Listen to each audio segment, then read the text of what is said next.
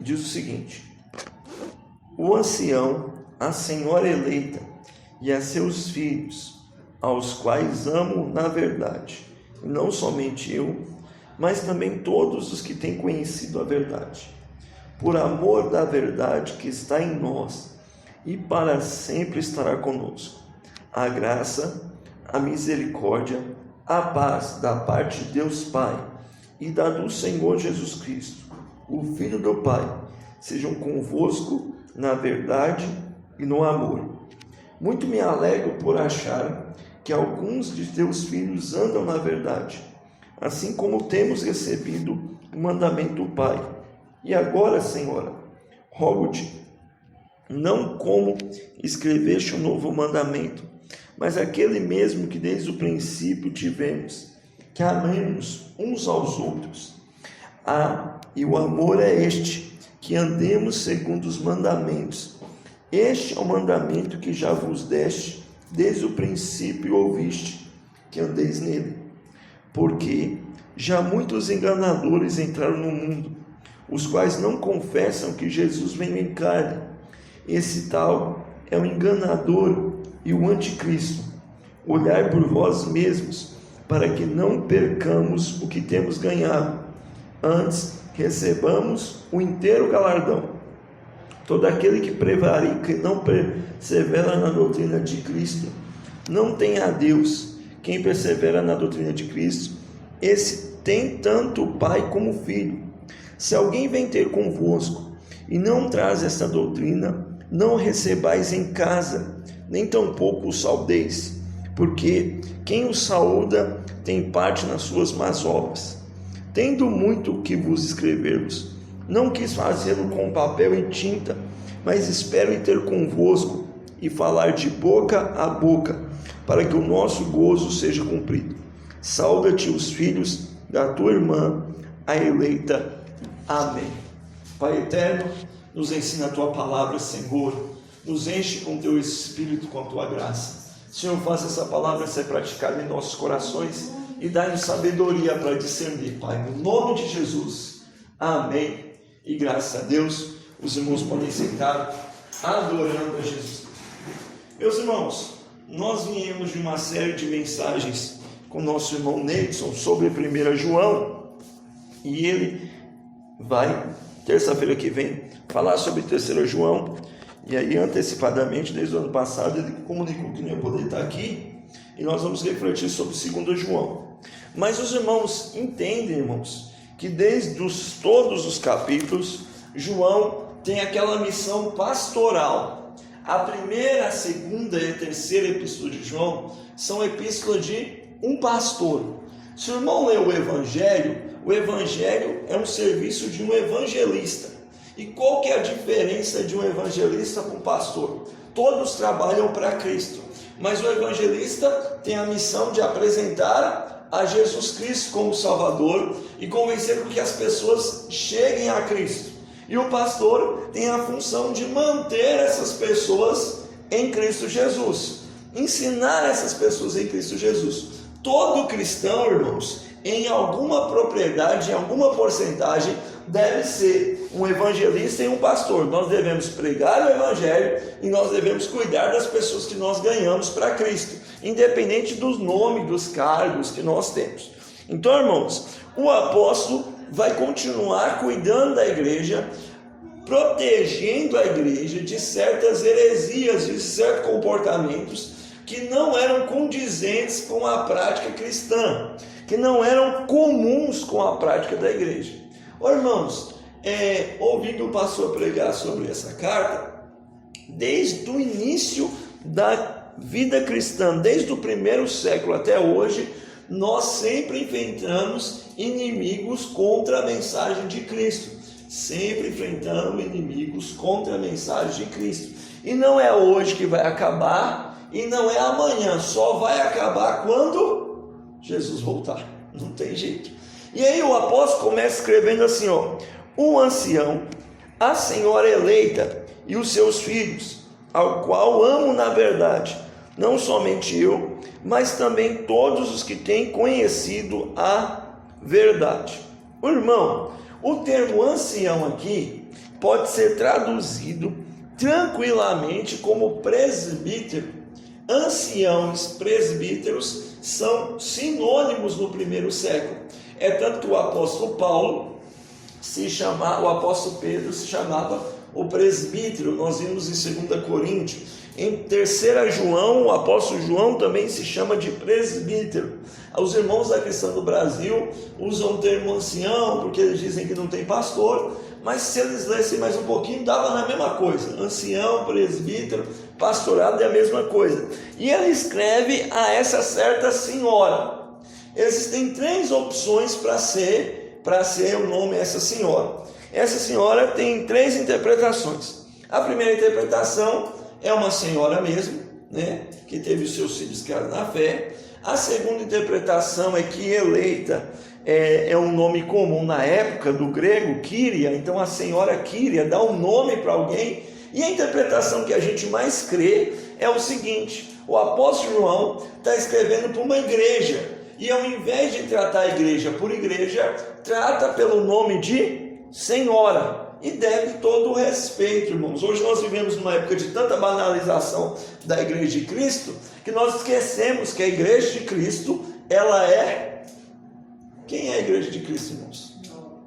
Nós. Mas na Bíblia, a Bíblia dá um nome muito especial para a igreja de Cristo. Qual que é? A noiva do Cordeiro. Então, irmãos, ele trata com esse tema. E por que ele trata? Porque ele diz o seguinte, saúda-te os filhos da tua irmã, a eleita. Amém. Então o apóstolo João, possivelmente na cidade de Éfeso, que ele saiu de Patmos, escreve de uma igreja para outra: olha, a tua irmã que está aqui te saúda como igreja de Cristo. E ele diz o seguinte: eu fico muito feliz, a eleita de Cristo, aos filhos aos quais na verdade, mas também todos os que têm conhecimento da verdade. 2. Por amor da verdade que está em nós, para sempre estará conosco. A graça, a misericórdia e a paz da parte de Deus, nosso Senhor Jesus, seja convosco na verdade e no amor. Irmãos, o versículo 1, 2 e 3, o apóstolo João vem falando repetidamente sobre uma palavra. Qual que é a palavra que mais repete nesses 3 versículos? Caleb não, Moisés. Cadê sua Bíblia, meu filho?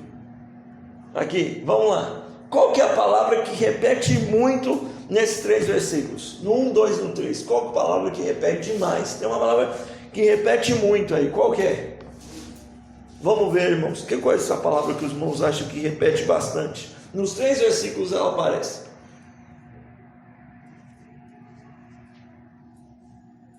Irmão Kézia, irmão Elias, irmão Moisés. Qual palavra repete muito nesses 3 versículos? Amor. Amor repete. E a segunda? Pai. Pai, não. Aparece nos 3 versículos a palavra. Vamos ver lá, irmãos.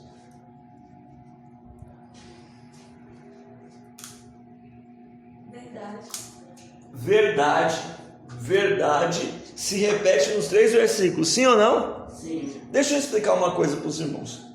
No Brasil, no português, quando a gente quer dar ênfase em alguma coisa, a gente aumenta o tom de voz, ou muda o tom de voz, reforça, faz careta, né? Aqui, beleza. Na hora de escrever, não se dá para fazer isso. Quando você está mandando mensagem no WhatsApp ou escrevendo alguma coisa, quando você quer chamar a atenção para aquela palavra, você escreve com letra maiúscula ou grifa. Sim ou não, irmãos? Sim. No grego e no hebraico, o povo do tempo de Jesus, quando eles queriam chamar a atenção para uma coisa, eles repetiam. Então, quando você está lendo um capítulo e um texto, uma frase repete, é como se ele estivesse gritando, como se estivesse chamando a atenção.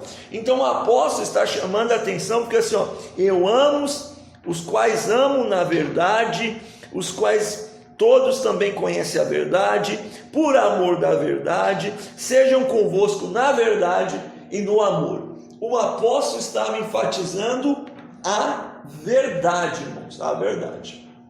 E aí, ontem nós estava na casa de outro pastor, ontem foi segunda, nós outro pastor, nós estávamos discutindo sobre isso. Irmãos, nós estamos vivendo um relativismo moral tão grande, que se você tiver opinião sobre alguma coisa, você começa a ofender as pessoas. Todo mundo já ouviu a seguinte frase: não existe verdade?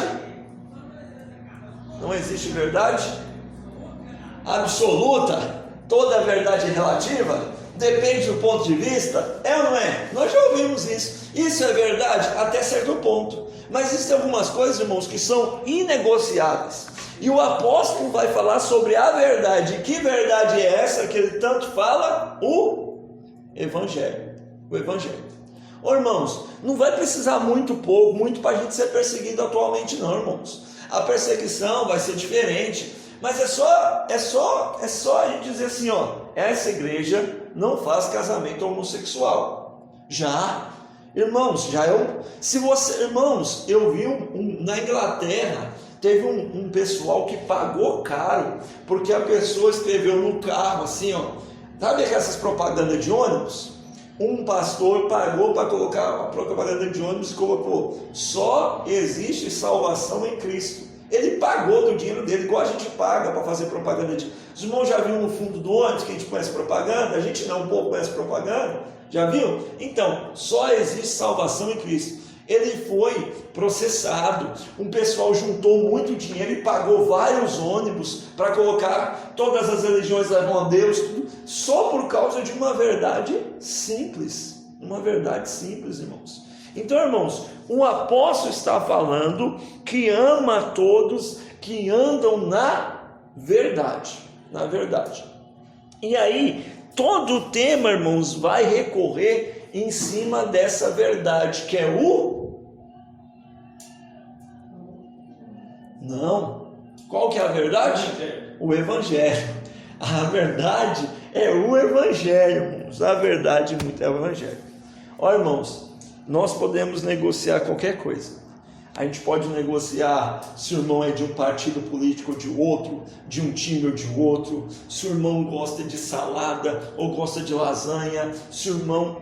Mas as verdades do Evangelho, irmãos, são inegociáveis. E essas verdades, irmãos, têm que estar bem pautadas no nosso coração. Irmãos, nós vamos andar mais adiante, mas se os crentes defendessem a verdade, como brigam pelos programas como Portas dos Fundos, como brigam por partidos políticos, como brigam por time, irmãos, nós já tínhamos ganhado o mundo inteiro.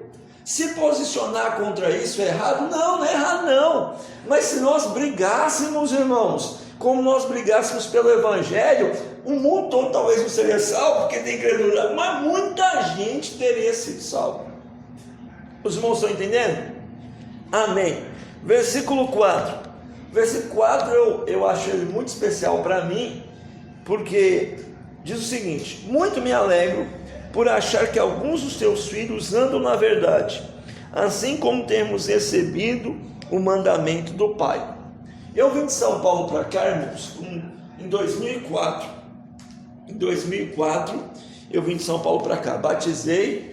Na verdade eu vim em dezembro de 2013, é porque ficou na virada, ficou dezembro de 2013, eu vim para cá. Eu batizei em 7 de setembro de 2013 e vim em dezembro de 2013 para cá, pequeno, completei 14 anos.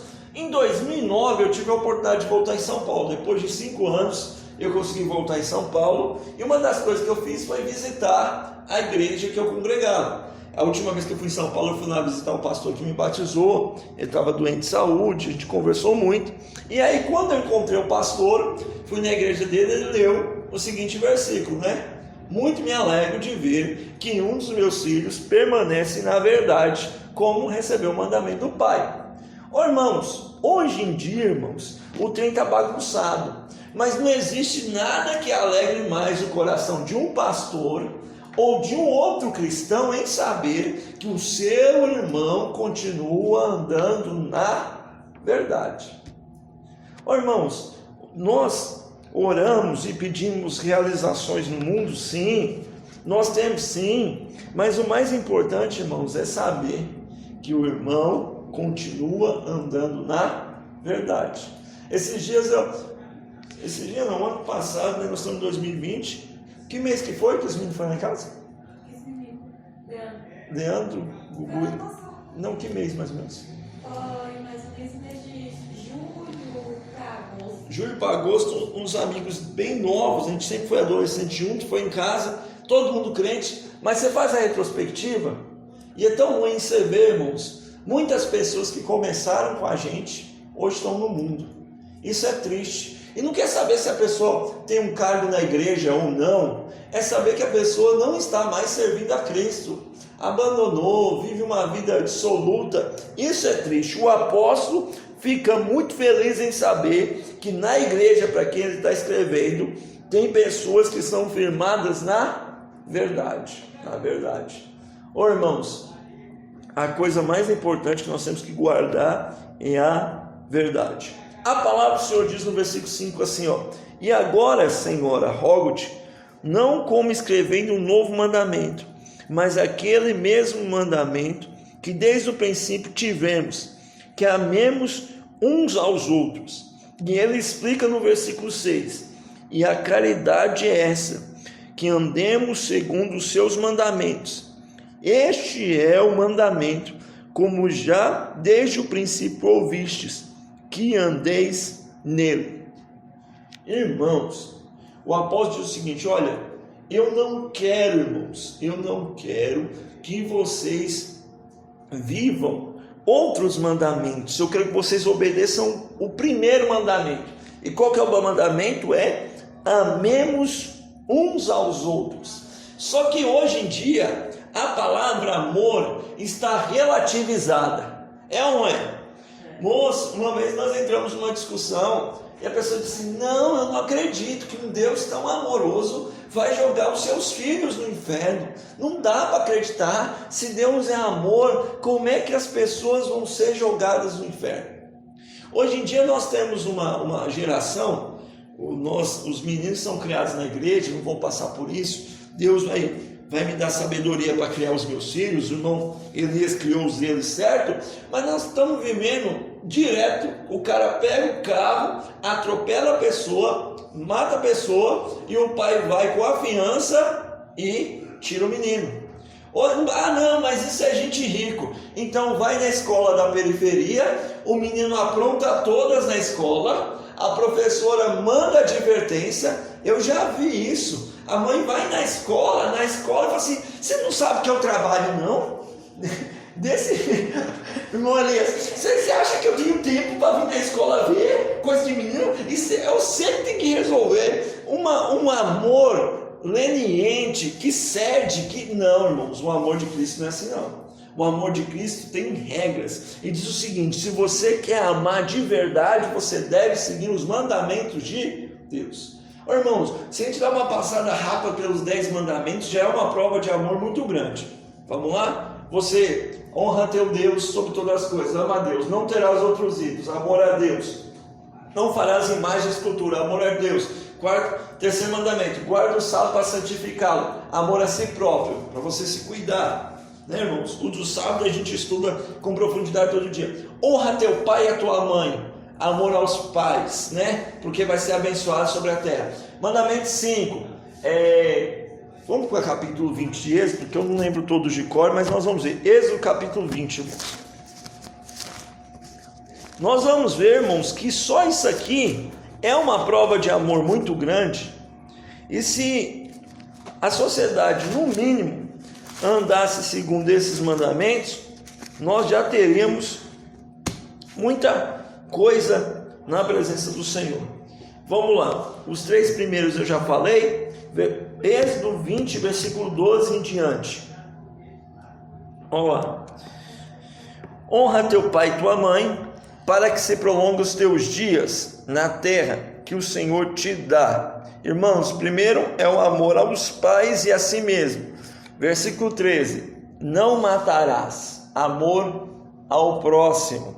Não adulterarás, amor ao casamento e amor ao próximo. Não furtarás, amor aos bens do próximo. Não darás falso testemunho contra o próximo, amor à dignidade do próximo. Não cobiçarás a casa do próximo, a mulher do próximo, nem o servo, nem o boi, nem o jumento, nem coisa alguma ao próximo. Amor às realizações do próximo. Irmãos, os 10 mandamentos, irmãos, são uma convocação de amor. Mas é uma convocação de amor que merece sacrifício.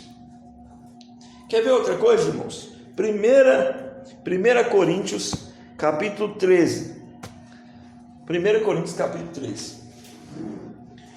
Falando sobre o amor.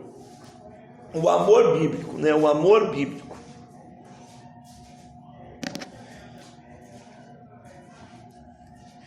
Versículo 4. 1 Coríntios, capítulo 13, versículo 4. 1 Coríntios, capítulo 13, versículo 4. Encontrou, irmãos? Encontrou, Moisés? Vamos lá, aqui te espera. Estamos aqui para seguir juntos.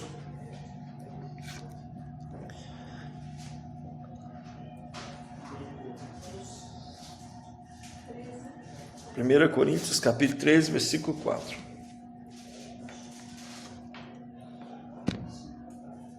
Amém? Nós vamos ver, irmãos, aqui está falando, se eu falar versículo 1, 2 e 3, vai falar sobre a grandeza do amor. Se eu falasse a língua dos homens, se eu tivesse anjos, se eu tivesse o dom de profecia, se eu distribuísse tudo.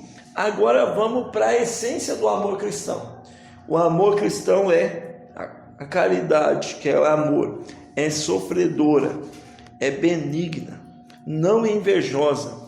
A caridade não trata com baixaria, com leviandade, não é soberba, não se importa com indecência, não busca os seus próprios interesses, não se irrita, não suspeita mal, não usa de injustiça ou não folga com injustiça, mas folga, usa com a verdade. Tudo falha, tudo crê, tudo espera, tudo suporta. A caridade nunca falha, mas havendo profecias serão aniquiladas, havendo língua cessarão, havendo ciência desaparecerá, porque em parte conhecemos, em parte procedamos. Mas quando vier o que é perfeito, que é a volta de Cristo, então o que é em parte será aniquilado. Irmãos, se um sentimento que a gente tem, a gente chama de amor, não conseguir passar por esse crivo, na verdade não é amor. Na verdade é uma paixão, é um egoísmo, é um desejo de conquista. Se não passar por isso, irmãos, não é amor. E aí a gente vai e olha para as novelas, para os filmes, que a menina xinga pai, xinga mãe, trai para poder ficar com alguém, e aí você vê que cai na primeira oportunidade. Por exemplo, irmãos, um casamento bem sucedido, independente de ser de um cristão ou não, só consegue ser bem sucedido se passar por isso. Se passar por isso. Tem que sofrer no casamento? Tem. Mas é um sofrimento alegre, né? Por exemplo, irmãos, é coisa simples. A pessoa, vamos pegar um exemplo de uma pessoa que tinha vida boêmia, resolveu casar, saía todo dia. Depois que casa, ele não vai sair mais todo dia. Ok? Ou a pessoa que gastava muito, depois que casa ele vai ter que gastar menos. A mulher que vivia todo dia na casa da mãe, depois que casa não vai poder viver mais todo dia na casa da mãe. Existe um tipo de sofrimento, só que não é um sofrimento forçado, é um sofrimento espontâneo.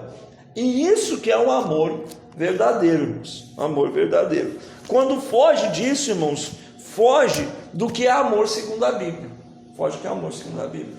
Então a gente vê, irmãos, por exemplo, coisas que acontecem no mundo, as pessoas defendendo a queimada das florestas com tanto afinco, e deve defender mesmo, e do outro lado fazendo campanha para o aborto. Uma coisa não condiz com a outra. Então, irmãos, o amor deve ser em obedecer os mandamentos. Os mandamentos. Amém, irmãos? E aí, fazendo isso, irmãos, já pula para o versículo 7. Porque já muitos enganadores entraram no mundo, os quais não confessam que Jesus veio em carne. Esse tal enganador é o anticristo. É o anticristo. Irmãos, o irmão Neidson explicou muito bem que havia uma certa heresia no tempo do apóstolo João. Qual que era a heresia? A heresia dizia o seguinte: eles tinham a percepção, irmãos, de bem e de mal. Irmãos, nós temos a percepção de bem e de mal, mas a nossa percepção é o seguinte: por mais que pareça, o bem é bem maior que o mal, porque Deus é maior. Esse mundo é caótico, mas Deus é maior. Na percepção deles, não. Na percepção deles é o seguinte: o bem e o mal é do mesmo tamanho, e a gente não sabe quem é que ganha. No final das contas, nós vamos ver quem vai ganhar. Nós, como cristãos, já sabemos que no final das contas, quem vai vencer é Jesus, é Cristo. É tanto, irmãos, que tem aquele símbolo de luta, o yin e yang, os irmãos já viram a bolinha preta, a bolinha branca, né? Que ela lá diz mais ou menos sobre isso. E na cabeça dos cristãos era o seguinte: dos cristãos não, das pessoas daquela época: o espírito é bom, a carne é má. O espírito é bom e a carne é má. Então eu não preciso me preocupar com minha carne, porque o que interessa é o meu espírito. Irmãos, então vamos ver se hoje essa heresia continua. O que Deus quer saber, o que Deus se importa é do meu coração. Eu posso fazer o que eu quiser, o que Deus se importa é do meu coração. Era mais ou menos essa teologia dos pessoal lá. E aí eles diziam o seguinte: se a carne é má e Jesus é bom, Jesus não podia ter. Irmão, vamos lá. Se a carne é má e Jesus é Deus e Deus é 100% bom, Jesus não podia ter carne. Que Jesus na verdade era como se fosse um fantasma, uma ilusão. Ele fingia que tinha carne, mas não tinha. Pastor, o que isso tem a ver? Isso tem a ver, irmãos, que se fosse desse jeito, o sacrifício de Cristo não servia para nada. Precisou, um homem pecou, sim ou não? E por causa dele se estendeu o pecado sobre todo mundo. Um homem viveu de forma santa. Quem é esse homem?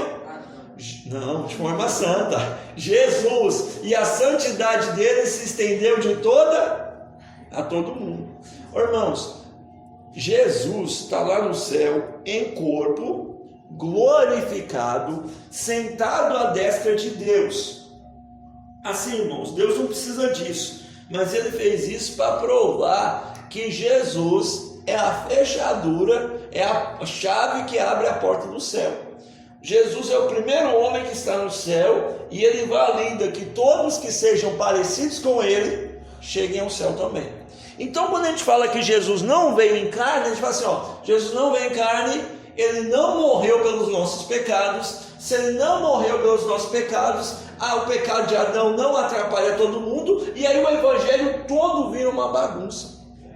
Então ele diz: se alguém diz que Jesus não veio em carne, ele é um anticristo, ele briga contra Cristo, ele prega contra Cristo. E aí, irmãos, é o seguinte: Jesus Cristo tem que sempre estar em primeiro lugar em tudo. Quer ver o exemplo?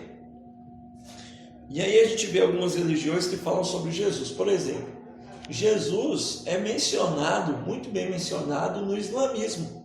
E Jesus é o terceiro profeta do Islã. Jesus é o terceiro profeta do Islã. Primeiro profeta do Islã é? Alá. Não, Alá é Deus. Maomé. Maomé é o primeiro profeta do Islã, o profeta supremo. Em segundo lugar é nosso profeta, profeta bíblico. Não.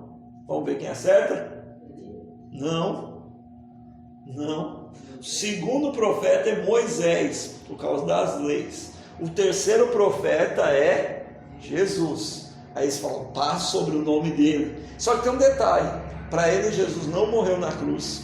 Para eles dizem o seguinte: na noite Jesus foi trocado e mataram.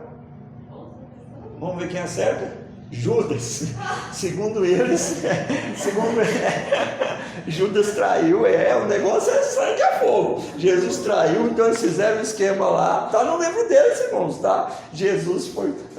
Então, Jesus ressuscitou. E como é que é a salvação deles? A salvação deles é você se entregar a Maomé, a lei deles, e aí você vai fazendo boas obras. No grande dia, Maomé vai pegar suas boas obras e vai pegar suas más obras e vai pesar. Aí para o lado que pesar, você está salvo. Ok? Tem Jesus no islamismo, irmão? Tem. Mas é a figura principal? Não. Então é uma religião anticristã. Anticristo. Aí o Espiritismo, por exemplo. O Espiritismo, Jesus é o ser mais iluminado de todos. Mas cada um vai sendo iluminado a um ponto. Jesus é só um ser iluminado. O catolicismo, qual que é o problema do catolicismo? O problema do catolicismo é o seguinte, tirando a parte de muitas coisas, mas vamos pegar o simples. Maria faz sombra em Jesus. Maria é o principal e Jesus está lá. Se os irmãos já assistiram o Alto da Compadecida, o Alto da Compadecida é um filme muito interessante. Mas irmão, a gente vê a doutrina católica ali. Jesus está pronto para quê?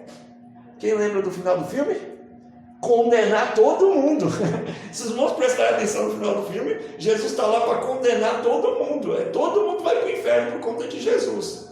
Aí chega Maria piedosa e arrebata todos da mão de Satanás. Os únicos que vão para o inferno no final é os padres. É só os padres que vão para o inferno. Lá não coisa, né? Até lá, né? Deus tem misericórdia dos padres também. Então, irmãos, Jesus deve ser a principal fonte. E aí a gente vai chegando para dentro, irmãos, a gente vai vendo, por exemplo, um dia eu vi na internet, falou o pastor falando, eu estava expulsando o demônio, e no nome de Jesus o demônio não saía, aí eu precisei pegar o óleo ungido de Israel. Irmãos, né? Irmãos, esse dia eu tive uma orientação para um jovem, eu chamei um jovem para cantar, e ele disse para mim assim, eu não posso ir, meu pastor não deixa. E aí, irmãos, eu sou pastor, eu devo seguir a orientação. Eu perguntei, né? Aí não tinha culto na igreja dele. Ele falou, é porque a gente precisa obedecer os nossos pastores. Eu falei, irmãos, eu sou pastor e eu vou te dar um conselho. A gente obedece enquanto a pessoa estiver obedecendo a palavra. E ponto final. Porque, irmãos, existem lugares que as pessoas têm mais medo da liderança do que de Cristo.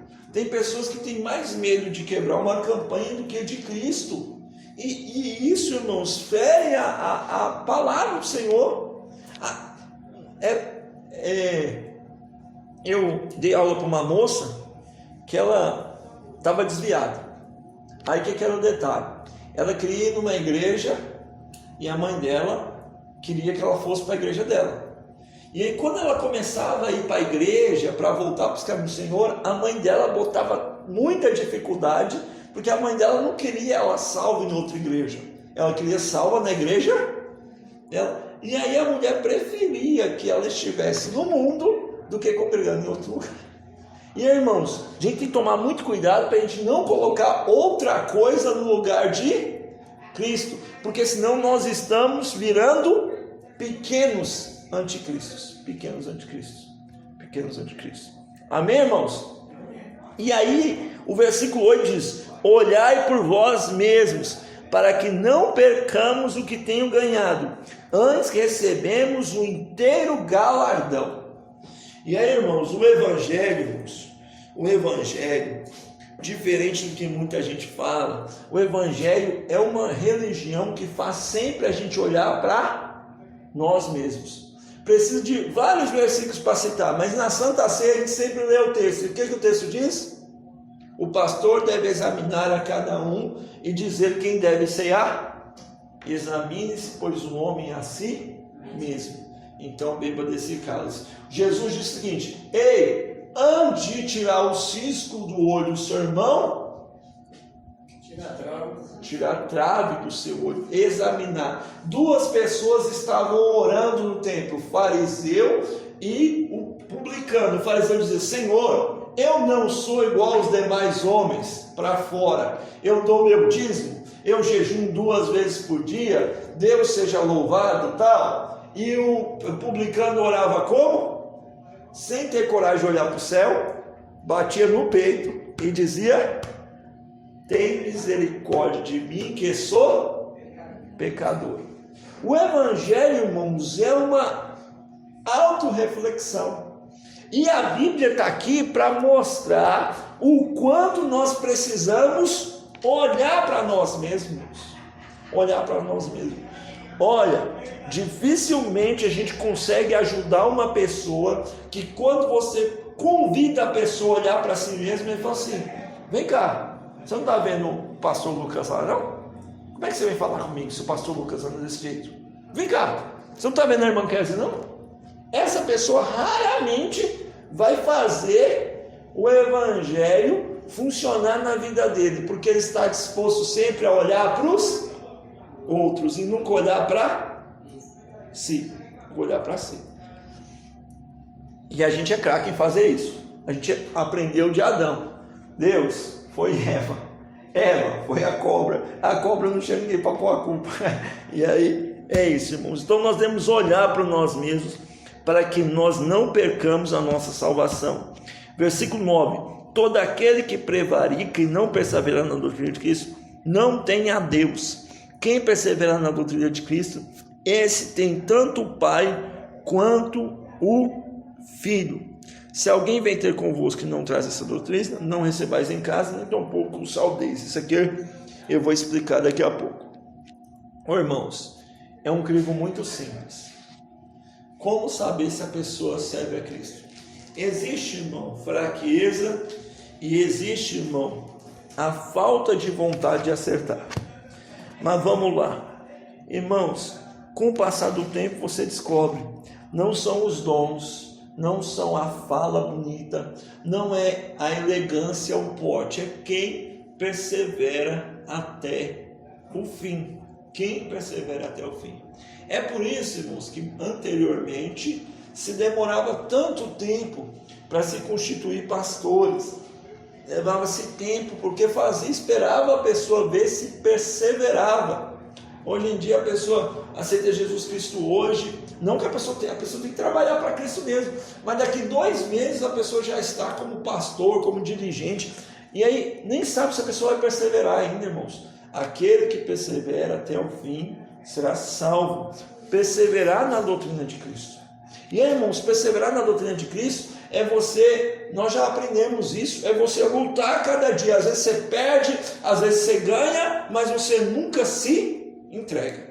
Você nunca se entrega para o pecado, para o mundo. É essa luta diária, irmãos, essa luta diária. Todo dia a gente luta para continuar obedecendo a Cristo.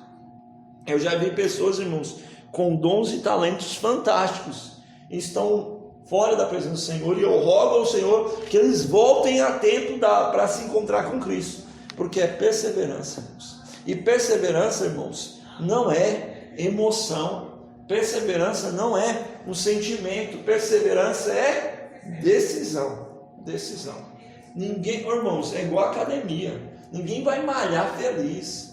Ninguém, tem gente que gosta, né? Mas imagina a pessoa bem gordinha, assim, ter que perder 50 quilos, parar de comer. Ninguém faz isso muito feliz, não. Faz por saúde, faz para melhorar a sua situação. E o Evangelho é isso, irmãos. Tem coisas que a gente não ama, não quer, não aceita, mas a gente faz por causa da nossa saúde, da nossa alma. E aí esse versículo aqui é um versículo complicado, que diz o seguinte: mas vem cá, se o Evangelho é amor, como é que o apóstolo está falando para a gente nem receber o povo em casa e nem saudar o povo? O apóstolo Pedro diz o seguinte: ao herege, converse-o 2, 3 vezes, depois o abandona. Irmãos, isso aqui, meus irmãos, não era igual o povo fazia antigamente, não. Eu também peguei essa época. Eu nasci na igreja, e por ter nascido na igreja eu peguei as transições, assim. Meu primeiro pastor tinha 66 anos em 96, 97. Então a gente já era pastor há muito tempo. E aí você foi pegando as transições. Tinha o seguinte: muito tempo atrás nós chegarmos e falar assim, irmãos, foi decidido, foi orientado, infelizmente o irmão pedestal está fora da comunhão da igreja, ok? O irmão pedestal vai ficar 6 meses de disciplina, ok? E a disciplina é bíblica, tá, irmãos? O que acontecia? A partir desse momento, nós não cumprimentávamos o irmão pedestal com a paz do Senhor. A gente falava, boa noite, pedestal.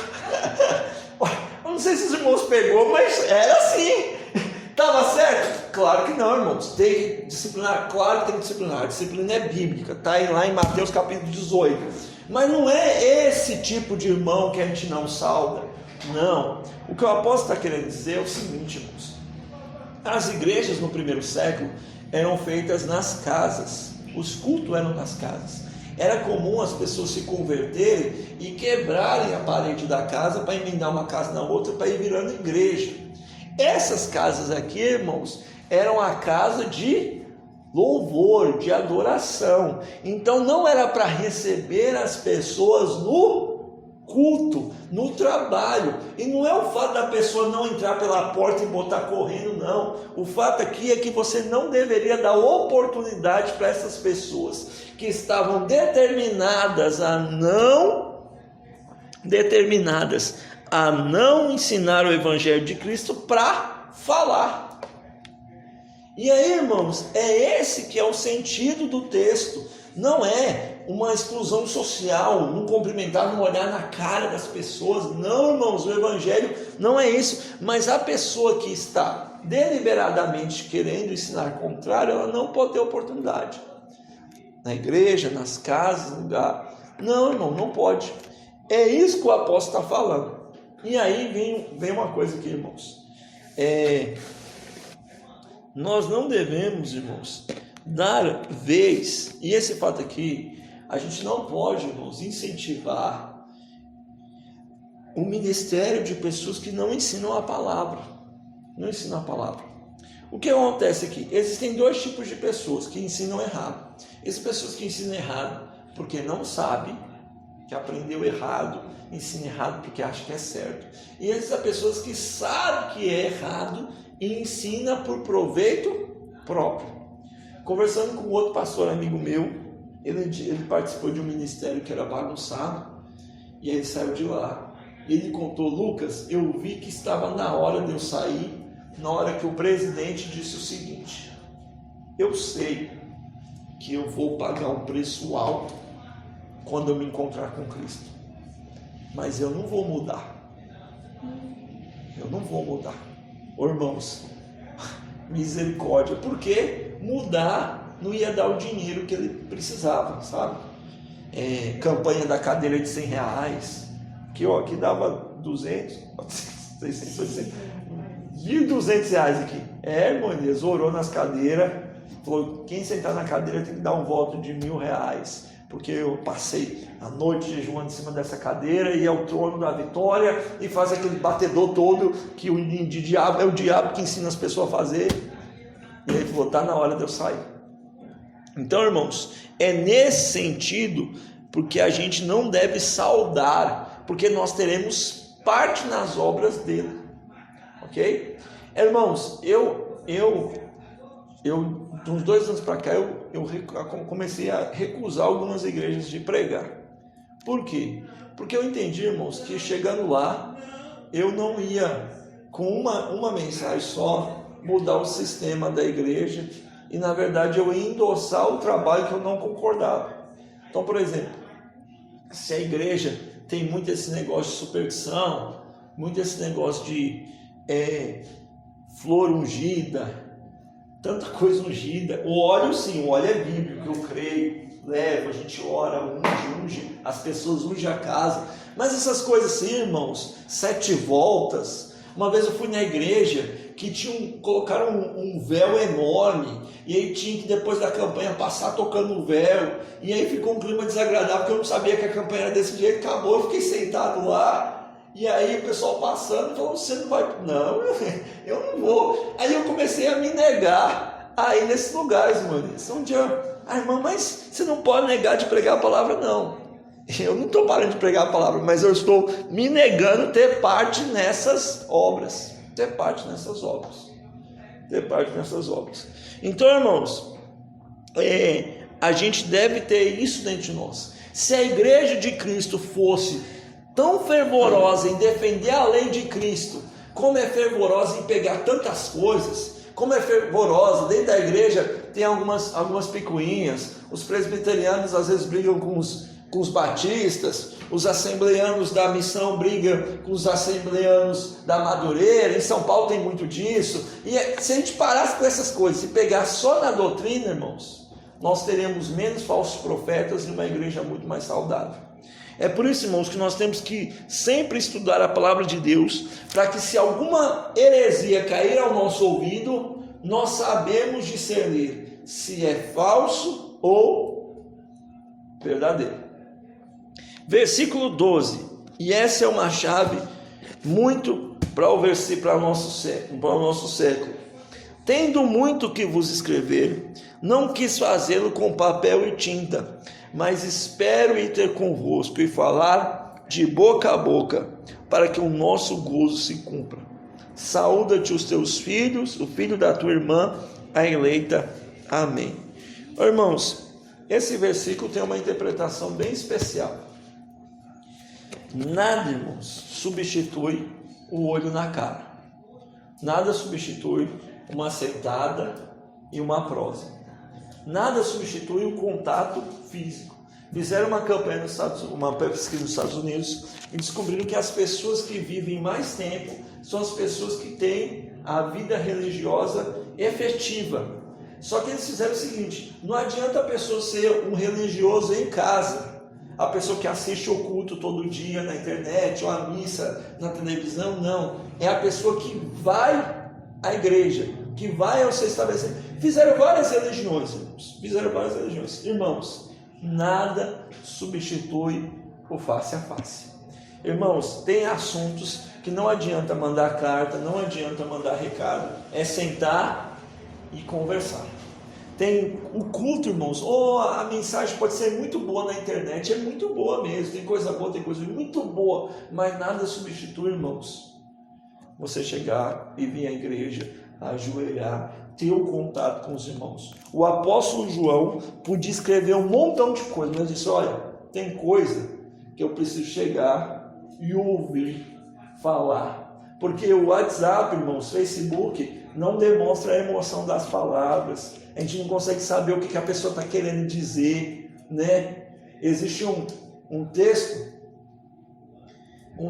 que o pai recebeu uma carta do filho, e a carta estava escrita assim: papai manda dinheiro. Aí o pai leu a carta e falou assim: que desaforo, mulher? Esse menino sai daqui e fala assim: papai manda dinheiro, desaforo, você quer lá? Você quer lá? A mulher pegou a carta: não, amor, não está escrito não, está escrito assim: papai manda dinheiro. O texto é o mesmo, as palavras são as mesmas, mas o jeito de falar, a voz, isso são coisas, irmãos, que a gente tem que valorizar. É por isso, irmãos, que igreja, existem megas igrejas pela internet, mas igreja, irmãos, é assim, um próximo do outro, porque a gente consegue ver a necessidade do irmão, sabe como é que está, um vê a necessidade do outro e juntos nós chegamos a Deus. E está terminando aqui dizendo: saúda-te também a tua irmã eleita. Amém. Irmãos, que Deus em Cristo nos ajude a andar na verdade do Evangelho, a amar obedecendo os mandamentos, a não sermos enganados e perseverarmos até o fim em Cristo Jesus. Amém? Glória a Deus.